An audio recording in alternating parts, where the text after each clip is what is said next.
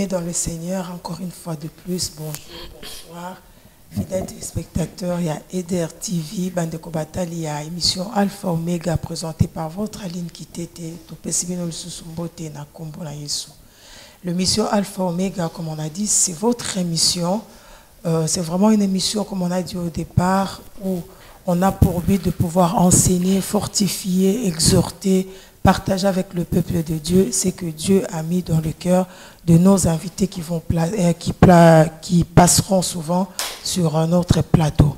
Donc aujourd'hui, l'émission Alpha Omega, exceptionnellement, et avec des serviteurs de Dieu, Dr Yambi couple mon émission Alpha Omega, non pas dans le cadre musique comme les émissions Oyeoutu Koleka, mais aujourd'hui Alpha Omega reçoit des serviteurs de Dieu pour un enseignement.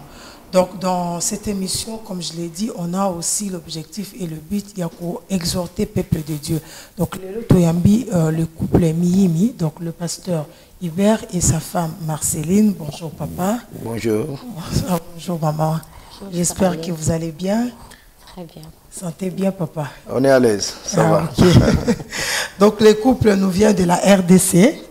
Donc pour le moment, Bazana Bisso en Belgique, et les dimanches, on a eu vraiment la grâce, Yakoyo Kamosal Nanzambe, le pasteur Hubert, à l'église de Dieu, le réveil à Liège, en tout cas, Bandeko, O, Balanda, qui peut Baoba Olanda Nabilili, Nzambe Akuzangate Nakopambo la Bisso. Et alors, le pasteur Hubert et sa femme sont là pour nous. On va laisser vraiment la liberté Nabango pour enseigner le peuple de Dieu. Mais j'aimerais quand même faire une petite présentation, si je peux le dire comme ça. Donc le pasteur Hubert et le directeur général, il y a la radio Malamo. Et ils sont responsables, il y a RTIF, donc réseau de transformation et intercession pour les familles. Donc c'est vraiment ministère Oyonzambe Aebaki Kotia Nakati Nabasali Naye. On en partageait en haut. Alors si je vois bien, pasteur, d'après les informations, vous avez un principe pour vous, l'église dans la maison, c'est une priorité. Et vous vous basez beaucoup plus dans le livre de Josué 24, le verset 15 qui nous dit « Moi et ma maison, nous servirons l'Éternel ». Est-ce que vous pouvez expliquer au peuple de Dieu comment est-ce que vous avez reçu cette vision et ça fait combien de temps que vous travaillez là-dessus, s'il vous plaît? Avant toute chose, j'aimerais être reconnaissant à notre Dieu qui nous donne cette opportunité. Merci. Deuxièmement, j'aimerais dire aussi merci à cette télévision qui s'appelle Eder TV. Oui. C'est pour nous la toute première fois qu'on découvre cette télévision. Nous disons merci aux responsables, au pasteur Pajot et tout le monde, ses collaborateurs. Et nous disons aussi merci pour votre invitation. Merci beaucoup. Alors pour revenir à la question, Église dans la maison, une priorité. Pour nous, c'est une vision venue de Dieu lui-même. Pour la petite histoire, on était invité dans une église en Hollande pour prêcher à l'occasion d'un culte de mariage.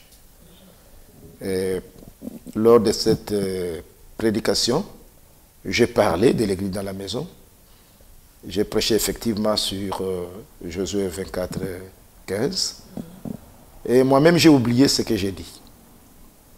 Et par la suite, pendant la cérémonie festive, après les cultes, il y a des gens qui commençaient à me poser des questions. C'était une église à 80% hollandais. Et les gens de couleur, on était à peine 4, je pense. Alors, ils se sont intéressés à moi. Je me suis dit, mais qu'est-ce que tu as dit au fait? Et j'avais oublié presque. Et la nuit, vers 4 heures du matin, là où nous avons placés pour dormir avec ma femme, Dieu m'a rappelé ça sous forme d'une vision. Que tu as dit, l'église dans la maison, c'est une priorité. Les gens vont chercher Dieu dans les églises, dans les 4 bâtiments. Ils font beaucoup de bruit là, alors que dans leur maison, ils l'ont chassé. L'origine de la crise actuelle provient du fait que la cellule mère, telle que c'était au départ, quand Dieu a institué le mariage, n'existait plus. ça s'est désintégré. Donc, à ce siècle présent, nous vivons la désintégration du mariage, la désintégration de la cellule de base de la société. Et cela se passe exactement comme ça s'est fait au jardin d'Éden. Paisiblement, Dieu a créé l'homme, il a créé la femme, il les a placés dans le jardin. Et l'ennemi a tout fait pour désintégrer, pour déstabiliser. Voilà. Et Dieu veut que cette cellule de base soit reconstituée. Donc l'église dans la maison veut tout simplement dire là où papa et maman sont ensemble dans la présence de Dieu, conformément à Matthieu 18, hein, de versets 19 à 20. Quand 2 ou 3 se retrouvent à mon nom, je suis au milieu d'eux. C'est ça, en fait, la vision que Dieu nous a donnée, de rétablir et de restaurer la crainte de Dieu dans chaque famille, partant des parents qui sont spirituels. Donc, il est grand temps d'avoir les papas et les mamans remplis du Saint-Esprit à partir de chez eux. Les familles réellement chrétiennes, papa chrétien, maman chrétien, puisque si vous faites très attention, de plus en plus, nous sommes en train de célébrer le mariage religieux. Et c'est devenu aussi dans notre langage commun des mortels normal. Et pourtant, pour nous, chrétiens, on ne devrait pas célébrer le mariage religieux. Le mariage religieux, bon, tu es n'importe quelle religion. Vous vous mariez, le mari peut être, je ne sais pas, entre guillemets, d'une religion quelconque, l'autre est chrétien. Nous nous appelons chrétiens, celui qui a accepté Jésus comme Seigneur et sauveur dans sa vie. Et l'autre a accepté quelqu'un d'autre, et puis ils se mettent ensemble, c'est ça la religion. Oh, le christianisme, ce n'est pas une religion. C'est la vie de Jésus-Christ vécue à nous. Alors si on ne sait pas faire cette différence, c'est ça ce qui se passe. Vous allez déplorer des divorces, des séparations. La réalité, c'est un fondement qui n'est pas bien bâti partant des mariages religieux. Okay. Alors, Pasteur, ça fait combien de temps que vous travaillez dans ces ministères? Ça fait très longtemps. Nous travaillons dans ces contextes depuis plus de 30 ans avec ma femme. Mais dans l'effectivité du ministère actuel, puisque dans les parcours, nous avons commencé à servir Dieu en tant que ministère des couples au sein d'un ministère appelé OFI, Opération Famille Intercède. Dans les parcours, on est devenu responsable des groupes bibliques universitaires au sein desquels j'ai travaillé pendant 10 ans. Ça veut dire que j'ai mis une parenthèse dans ce travail d'une manière organisationnelle, mais continuant toujours à travailler avec ma femme, ce qui fait que ça fait plus de 20 ans, par exemple, depuis 1996, que ma femme anime les cultes familiales, ce que nous appelons le culte familial, à la radio Sangomalamu. C'est depuis 1996, ça fera bientôt 21 ans. Hein? Et nous continuons à servir Dieu, mais d'une manière formelle, avec RTIF, Réseau de transformation et d'intercession pour les familles. Pratiquement, je peux parler de 10 ans. Ok, merci. Je vois que là, on est déjà plongé dans l'enseignement. Donc, quant à moi, comme je l'ai dit, l'émission d'aujourd'hui sera vraiment spéciale. Donc, on n'aura pas à poser des questions au pasteur. Je vais vraiment vous laisser la liberté d'enseigner le peuple de Dieu, donc de nous enseigner par rapport à ce que Dieu a mis dans votre cœur. Donc, je pense qu'aujourd'hui, on va parler de culte familial. C'est bien ça le thème prévu. Ou sinon, je ne sais pas, mais je vais quand même vous laisser la liberté de nous enseigner et puis je reviendrai à la fin pour conclure. Merci beaucoup. Oui. Voilà, comme annoncé, nous allons parler de culte familial. Et sur ce, nous devons nous baser sur un texte biblique qui est clair. Job, chapitre 1er, du verset 1er au verset 5. Là, il est dit clairement qu'il y avait un homme qui s'appelait Job. Et il était père de famille. Et il était père de 10 enfants. Et dans ces 10 enfants, il avait l'habitude de réunir ses enfants autour de la parole, ce n'est pas en prière. Et il le faisait régulièrement. Ce qui est particulier dans ça, Job était riche. Un homme très riche. Un homme qui avait, si on voit dans ce qu'il avait comme personnel, on ne peut pas compter le nombre de gens qui étaient à son service. Imaginez quelqu'un qui avait 3000 chameaux. Et les chameaux à l'époque représentaient les moyens de transport. Ce n'est pas les plus luxueux, puisqu'à côté de ça, il avait des ânes et des ânesses.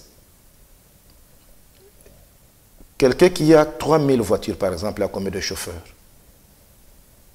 Et quand on voit tout ce qu'il avait comme richesse, comme personnel, et on ajoute à cela le fait d'être père de famille, nous constatons que cet homme était particulier.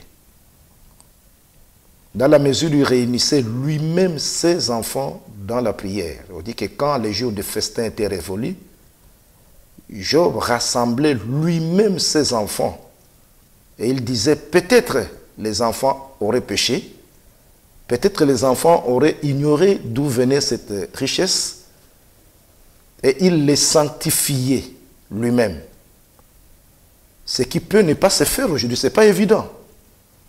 Aujourd'hui, si nous avons un papa, un père de famille, qui a 3000 voitures, c'est-à-dire qu'il est le président, directeur général d'une multinationale. Puisqu'aujourd'hui, avoir une entreprise avec plus de 3000 voitures, ce n'est pas n'importe quelle entreprise. Je ne sais pas en Belgique si on peut en trouver.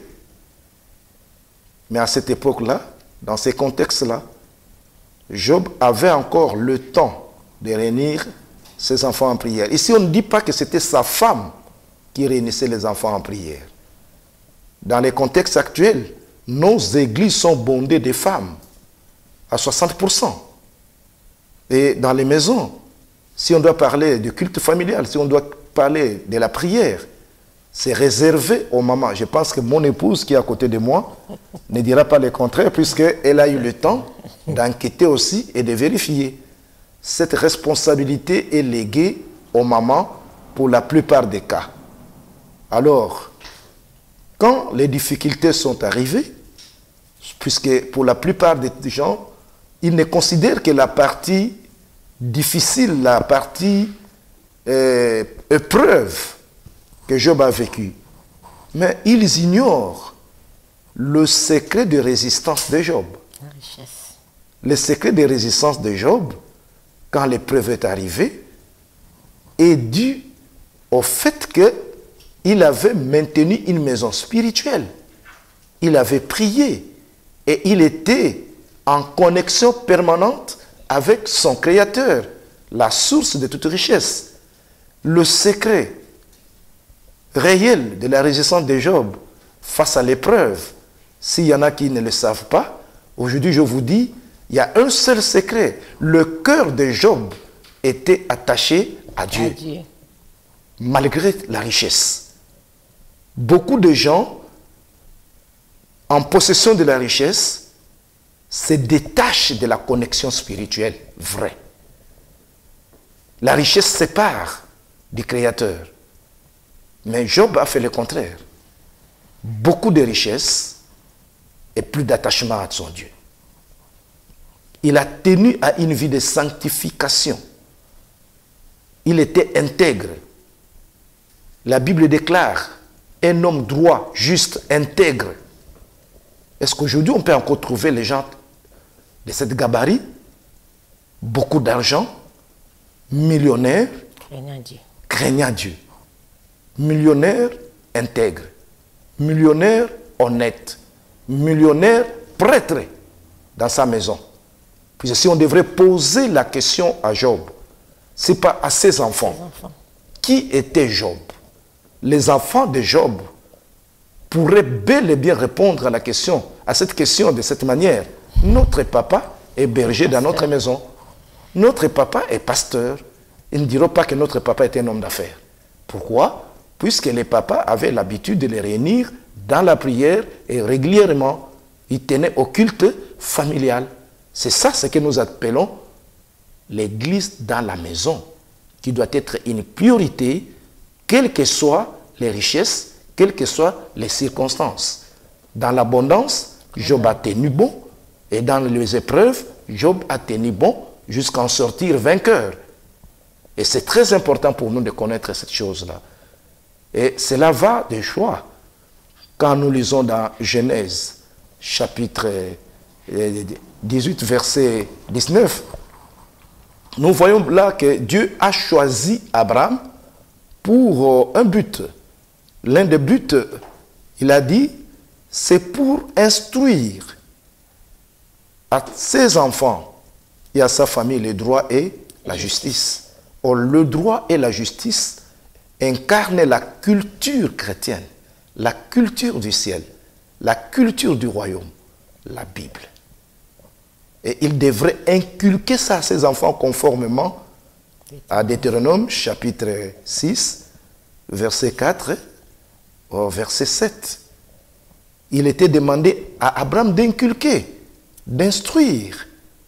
Et cela devrait le conduire à créer une nouvelle génération à l'opposé de la génération de Sodome et Gomorrhe, une génération perversie, une génération qui a tenu à attirer la colère de Dieu en se comportant d'une manière non conforme aux instructions bibliques, conformément à ce qui est prescrit à cette première institution, la cellule de base de la famille, de notre société, qui est la famille. Voilà pourquoi Dieu a tenu à nous remettre à cet enseignement de base qui est le culte familial. C'est le secret même de l'harmonie conjugale. Dans tout état de cause, pour que couple vive l'harmonie conjugale, ce couple doit d'abord demeurer en bonne connexion dans le vertical avec son Créateur. Dans le vertical, si ça marche bien, dans l'horizontal, tout marchera aussi bien. C'est la déconnexion verticale de l'un des partenaires qui entraîne la déconnexion aussi horizontale entre partenaires. Quand l'un des partenaires est déconnecté avec le Créateur sur le plan vertical, c'est-à-dire sur le plan spirituel, il y a un péché qui est inoculé par l'ennemi et ce péché crée une distance entre l'homme et son Créateur sur le plan spirituel. Ça veut dire que l'autel qui est le point de connexion, le lieu de connexion avec son Créateur est souillé, vous verrez que dans le vertical, il y aura problème aussi dans les dialogues entre partenaires, entre l'homme et la femme. C'est pour cette raison que nous devons absolument insister sur l'église dans la maison. C'est très bien d'aller à l'église au culte, nous sommes très contents d'avoir l'ensemble des familles unies spirituelles dans l'église. C'est la communion fraternelle, c'est l'édification, c'est très bien. Mais il serait mieux aussi que les papas et les mamans prennent leurs responsabilités pour instruire à leurs enfants la parole de Dieu et créer ainsi une nouvelle génération craignant Dieu partant d'une base biblique. Alors, qu'est-ce que nous pouvons dire en guise de définition pour les cultes, et en particulier les cultes familiales? Nous disons d'abord que les cultes, pour nous, c'est un événement. Un événement, pourquoi? Puisque partout le roi ou un président ou un responsable important d'une ville débarque, l'ambiance change. L'ambiance est festive. Quand un président ou un maire d'une ville débarque dans un lieu public, tout bouge. Ça devient un événement. La présence du roi, la présence du président est un événement partout où il se trouve. Et pour nous, c'est la même chose. Notre Dieu s'appelle le roi des rois, Jésus-Christ. Quand nous l'invoquons, quand nous l'invitons, conforme à ta parole, invoque-moi, je te répondrai, Je t'annoncerai les choses cachées, les choses que tu ne connais pas. Il est omnipotent, il est omniprésent. Tu l'invoques en chambre, tu l'invoques au salon, tu l'invoques partout où tu te trouves en tant que tabernacle mobile. Il est avec toi. C'est un événement. C'est ainsi que vous voyez les chrétiens bouger chaque dimanche. Puisque le culte devient un événement mouvementé, se tenant dans la présence de Dieu, conformément à sa parole, puisqu'il parle lors de la prédication, et les gens dansent, les gens chantent à l'honneur de ce Dieu-là qu'ils adorent. C'est ça le culte. Vous voyez les gens se rendre au culte dimanche propre et à temps, puisque le roi des rois est présent. Quand on a dit le culte commence à 8 heures, eh bien à 8 heures, ils sont là. Ils sont là, ceux qui viennent en retard ratent certaines bonnes choses. Hein, ce n'est pas comme les gens du monde, même les gens du monde. Si le roi de Belge te fixait rendez-vous à 9 heures au Palais Royal, je vous assure, même si le transport est organisé ici en Belgique, il y en a qui vont quitter la maison à 4 heures du matin, ils vont veiller, ils vont chercher, ils vont prendre toutes les dispositions pour ne pas rater ces rendez-vous. C'est ce qui se fait. Mais à forcerie, nous, les rois des rois, ça ce n'est que le roi de Belge qui fait faire ça, qui demande fixe rendez-vous à quelqu'un, il attend. Mais les rois des rois, le créateur même de ces rois de Belge, quand il te fixe rendez-vous à 3 heures du matin, est-ce que le roi de Belge peut te visiter chez toi en chambre à 3 heures du matin? Il n'est pas omniprésent ni omnipotent. Qu'est-ce qu'il fera de toi? Mais c'est lui qui est le propriétaire du souffle de vie que tu portes. C'est lui qui le renouvelle gratuitement sans une facture. C'est lui qui te dit, invoque-moi, je te répondrai. Pourquoi nous ne l'honorons pas de cette manière? Voilà les cultes en général.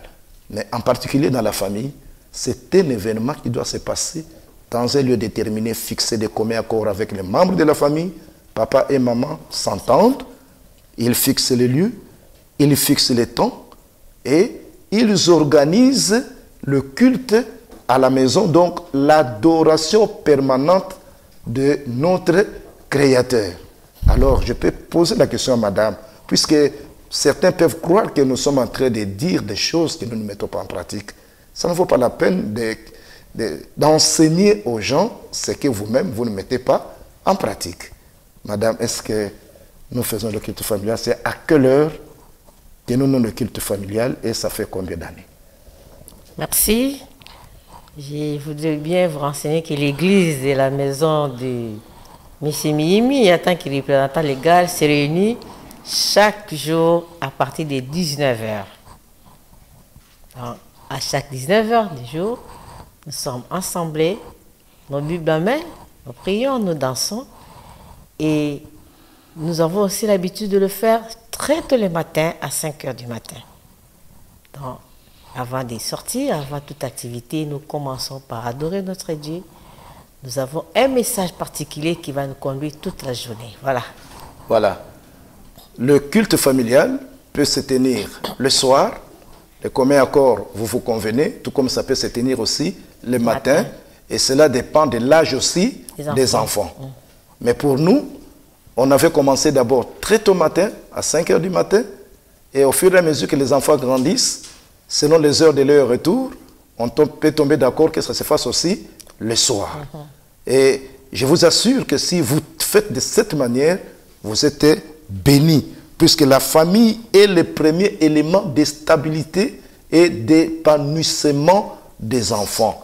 Et pour que les enfants s'épanouissent très bien dans un contexte spirituel qui leur permettront de résister et de faire face à tout vent qu'ils vont rencontrer dans leur vie, conformément à Proverbe 22, 6, met l'enfant dans la voie qu'il doit suivre et quand il sera grand, il ne va pas s'en détourner. Mes chers frères et sœurs, je vous recommande de ne pas négliger le culte familial, mais de faire le culte familial votre priorité. Vous ne regretterez rien. Vous ne regretterez beaucoup d'avantages à tenir le culte familial.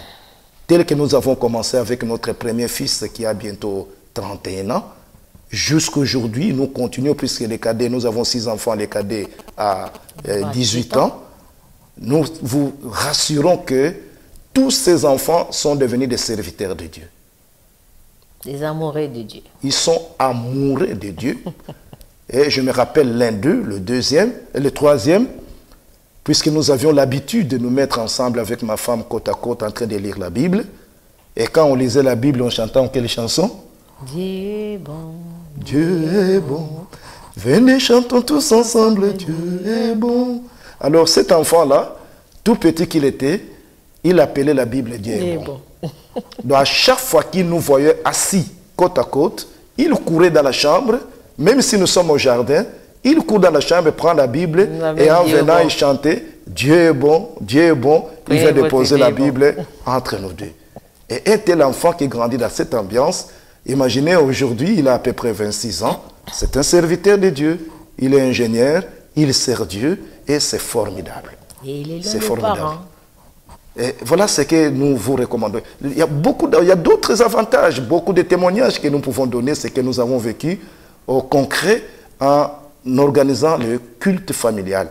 Mais en résumé, ce que nous vous disons, plus vous craignez Dieu, plus papa et maman deviennent modèles dans l'obéissance à la parole de Dieu qui est dans Josué 24, 15, qui dit clairement, choisis vous qui vous devez servir, mais moi et ma maison nous servirons l'Éternel. Si vous faites de votre couple, de votre famille, un ministère, de votre mariage, un ministère de formation de nouvelles générations dans les domaines bibliques, sachez que Dieu va vous honorer. Puisque Dieu honore ceux qui l'honorent. Dieu honore ceux qui l'honorent. Et il y a des obstacles, effectivement, dans le culte familial. Parmi les obstacles, je peux vous dire, c'est justement la négligence des parents. Le manque d'obéissance à la parole de Dieu. Dans tout ce qui concerne le mariage, il faut l'obéissance si nous devons honorer Dieu. Parce que le Seigneur dit, pourquoi m'appelez-vous Seigneur, Seigneur, mais ne faites-vous pas ce que je vous recommande de faire. Si vous honorez Dieu en matière de tout ce qui est relatif au mariage, puisque pour certains, ils lisent seulement Genèse 2, 24, qui se limite au jour du mariage. Quand on est en train de sceller le mariage, on est en train de leur enfiler l'alliance. L'homme quittera son père, s'attachera à sa femme, et les deux deviendront une seule chair. Voilà la chanson que tout le monde connaît. Même à la mairie, le maire n'est pas pasteur, mais il connaît, il peut chanter ça. Même lors de toutes les cérémonies, ça c'est par cœur. Mais à la maison, posez à ces couples-là la question de savoir combien de fois ils méditent sur cette parole. Combien médite-t-on encore ça? Et vous verrez, les mêmes personnes, l'homme ou la femme n'a pas quitté. Il est encore attaché à ses parents. Il est encore attaché à ses amis. Il est encore attaché quelque part. Au travail. Au travail, il ne sait pas. Il continue avec les mêmes habitudes. On verra dans l'autre leçon, nous allons parler des types de mariage. Et vous verrez que l'homme n'est pas attaché à la femme. Ils ne sont pas devenus amis. 30 ans de mariage, 40 ans de mariage, ils ne sont pas devenus amis. Mais je vous assure que ma femme est mon amie. Personne d'autre ne connaît plus qu'elle en dehors d'elle. Il n'y a personne qui peut connaître plus qu'elle, en ce qui me concerne. Elle est mon amie, elle est ma copine, elle est mon épouse, elle est tout. Okay. Elle est tout. Et cela est devenu possible grâce au culte familial. À force de prier ensemble, à force de communier spirituellement ensemble, la transparence augmente. Plus vous priez ensemble, plus vous êtes transparent. Plus vous priez ensemble, plus il n'y a plus rien de caché. Mon téléphone est son téléphone. Mon téléphone est son téléphone. Son téléphone est mon téléphone. Et d'ailleurs, le soir, quand je rentre, le téléphone est entre ses mains. C'est elle qui peut même me dire, voilà, tu n'as pas lu tel message ou ceci. Il n'y a pas de sujet tabou. On aborde tout. On discute sur tout. Il n'y a pas de sujets qui font fâcher. Non. Plus on prie ensemble, plus on s'aime. Plus Dieu déverse l'amour surnaturel. C'est l'un des avantages clairs du culte familial. Mais comme je parlais des obstacles, l'un des plus grands obstacles, c'est les mensonges. Manque de vérité. Manque de vérité. puisque Christ est la vérité. Et la vérité, c'est dans sa parole. Si vous mettez sa parole en pratique, vous serez heureux. Vous serez heureux. Le bonheur est caché dans la crainte de Dieu. Selon Psaume 128. Heureux l'homme qui craint l'Éternel. L'homme qui craint l'Éternel jouit du travail de ses mains. Non seulement il jouit du travail de ses mains, sa femme est comme une vigne seconde autour de sa table. Et ses enfants aussi. Voilà. Et il verra les enfants de ses enfants. Donc, le bonheur est caché dans la crainte de Dieu. Et comme le bonheur est caché dans la crainte de Dieu, installez la crainte de Dieu à travers les cultes familiales dans votre maison. Ça devient une priorité, l'église dans la maison. Évitez les mensonges. Évitez les mensonges, puisqu'un jour vous serez confondus.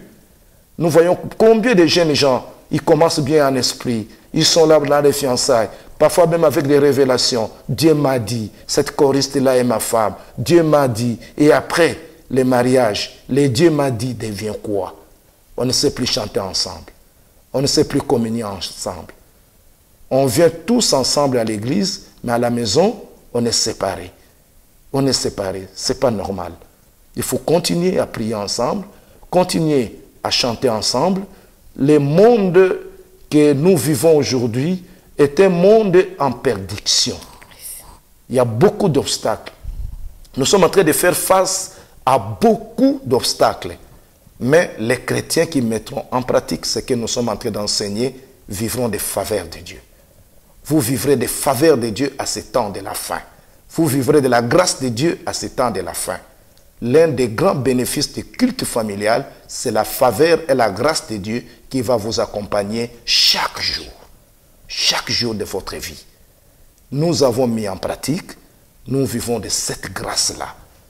Et il n'y a pas, je peux vous témoigner beaucoup de choses si le temps nous était donné, mais je vous assure, plus vous cultivez cet esprit de culte familial dans vos maisons, plus vous formez vos enfants sur le plan spirituel, plus vous allez découvrir les dons et capacités qui se cachent dans vos enfants.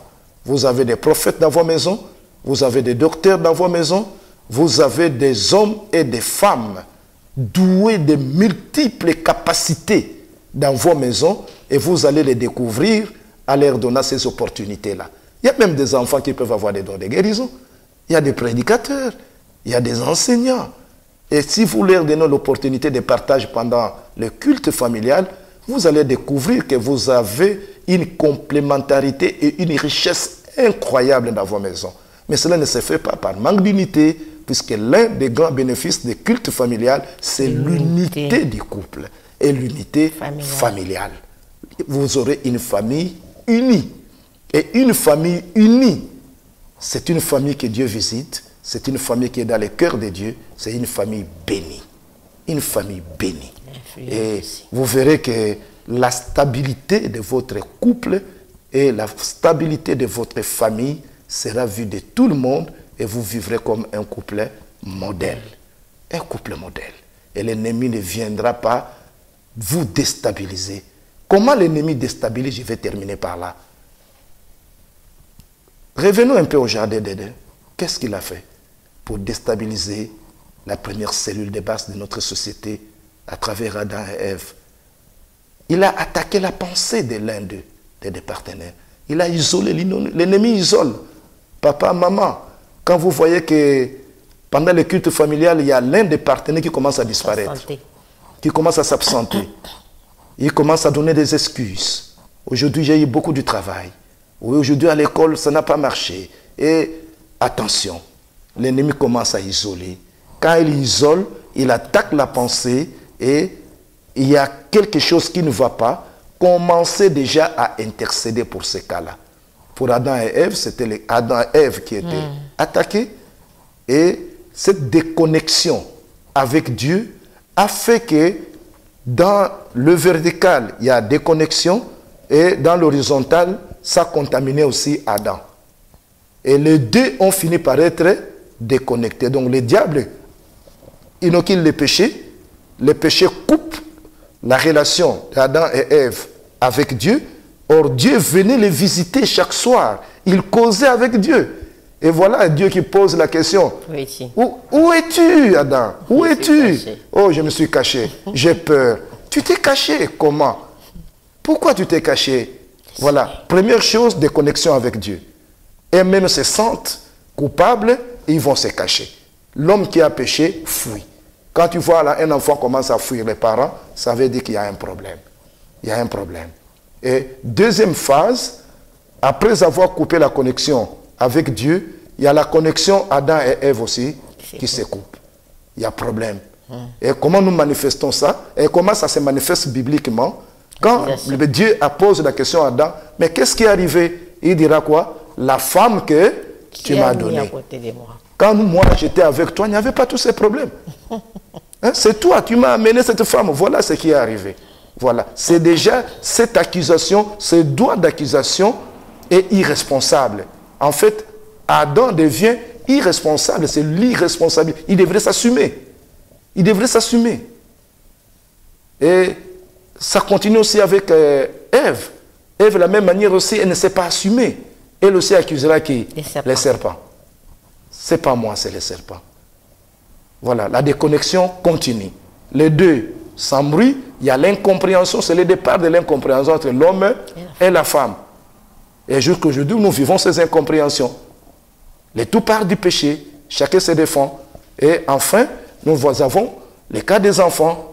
Ça quitte les parents, ça attaque maintenant les enfants. Caïn et Abel s'embrouillent, il y a assassinat de l'un. Et à fin de compte, c'est l'esprit d'errance qui entre aux enfants. La famille est désintégrée. Caïn devient errant, rebelle, il fuit les parents. Voilà l'origine des enfants chégués, les enfants de la rue. La famille est dans le désordre total. Mais si nous tenons à la spiritualité de notre famille, nous formons des maisons spirituelles, Dieu bénira la famille et la famille sera stable. Que Dieu vous bénisse. En tout cas, merci beaucoup, pasteur, pour cet enseignement. Franchement, on a été bénis. Je crois que cela va bénir quelqu'un qui nous a vraiment suivis. Moi, personnellement, j'ai été béni. J'ai vraiment compris beaucoup de choses. En tout cas, que le Seigneur vous bénisse. On va clôturer, on va finir notre émission par là. Je me poser une seule question à maman Marceline, puisque maman Lobi m'inquiétait. Papa Lobi m'a complété quand même. Pendant tous ces temps, toutes ces années que vous enseignez à côté de votre mari, il a bien souligné que vous animez aussi l'émission à la radio Saint-Malamou. Est-ce qu'on peut savoir quel est l'impact de vos enseignements dans votre vie personnelle? C'est pas à un moment donné, on n'enseigne pas que pour les autres. Je pense que, en tout cas, ça c'est pour moi. Je crois que les enseignements ou les prédications ou les chansons ou quoi, c'est d'abord pour soi. Si cela apporte, comme le papa a dit, il voulait vraiment confirmer au peuple de Dieu que ce qu'il était en train de dire, ce n'était pas que des histoires. Donc le culte familial commence d'abord chez vous. Donc maintenant, pendant tous ces temps, tous ces enseignements, qu'est-ce que cela a impacté dans votre vie? C'est quoi l'impact de vos enseignements dans votre vie ou dans votre famille? Merci, maman Aline. Il y a beaucoup de choses, mais je peux sélectionner. Oui. D'abord, je peux parler de l'unité de famille. Et dans notre foyer, dans notre famille, vous viendrez trouver des enfants qui sont soudés les uns les autres. Rarement, les enfants se chamaillent. Donc, il y a comme on dit, c'est la culture de céleste qui est liée au droit et à la justice. Difficilement, les enfants arrivent à se plaindre. Donc, puisque chaque matin, nous sommes unis autour de la Bible, chaque matin, nous sommes dans l'adoration et la louange, chaque matin, nous intercédons pour les autres membres comme pour nous-mêmes. Donc, ça crée une sorte, je ne sais pas, de discipline spirituelle qui entraîne une discipline morale. Donc, nous avons vraiment, comme dit, un petit paradis à la maison. Un petit paradis. Nous dialoguons facilement, nous avons des relations interpersonnelles et nous nous soutenons. Quand il y a des problèmes, comme c'est fait ces Job, nous appelons notre papa, notre mari Job, Donc nous nous réunissons, nous nous soutenons. Rarement nous nous critiquons. Bien au contraire, nous avons le temps de nous soutenir, de penser même à ceux qui sont en dehors de la maison. Ça, c'est extraordinaire. Parce que souvent, les gens, les chrétiens, c'est limite à eux-mêmes. Ils sont égoïstes, mais nous passons du temps à nous oublier et à faire ce qu'un intercesseur fait. Il s'oublie et il passe aux autres. Et maintenant, avez-vous déjà eu des retours face à votre public? Parce que vous enseignez, comme papa vient de le faire, au public. Est-ce que vous avez eu des témoignages ou les retours des publics, de la société et tout? Avant même de parler du public, les membres des familles qui nous côtoient, les amis, ils nous prennent comme modèle et nous voyons en nous aussi les changements. Donc, comme nous avons un réseau de transformation, notre objectif, ce n'est pas parler, ce n'est pas plaire ou impressionner, mais c'est influencer. Donc, nous avons vu que nous avons influencé beaucoup de couples. Et dans beaucoup d'églises, auparavant, nous y allons. Nous avons vu des couples qui vivaient carrément un hypocrite. Ils n'avaient pas cette intimité-là. Mais à force de les côtoyer, à force de donner nos enseignements, nous avons compris qu'ils avaient l'ignorance. Maintenant, nous sommes fiers de voir dans les églises des couples unis, des couples complices. Les pasteurs avec sa femme, ils peuvent dialoguer, ils peuvent parler, mais auparavant, c'était les pasteurs qui avaient son ministère seul et la femme était vraiment traitée à l'écart. Donc, nous voyons aussi les enfants de pasteurs qui se comportent comme nos enfants. En tout cas, il faut faire comme ils. Il nous arrive aussi pendant les vacances qu'on nous envoie les enfants pour que nous puissions les corriger.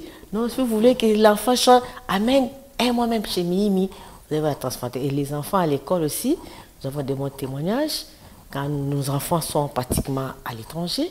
Et là où ils sont, en tout cas dans les familles d'accueil, nous avons des bons témoignages. Là, ça nous fait aussi du bien. En tout cas, gloire à Dieu. Pasteur Hubert, on va terminer notre émission par là. Je ne sais pas si vous avez un mot de la fin. Vous êtes toujours en Belgique, vous rentrez quand et quels sont les programmes ou les projets que vous avez en cours? Comme ça, les gens qui nous suivent peuvent être aussi au courant. Oui, pour ce temps que nous passons en Belgique, je pense que le dimanche, nous avons encore prédication à la Nouvelle Jérusalem.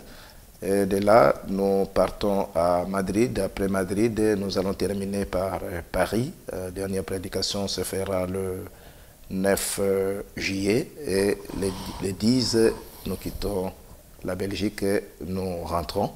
Et chez nous au pays, il y a un grand événement qui nous attend au mois d'août, le 20.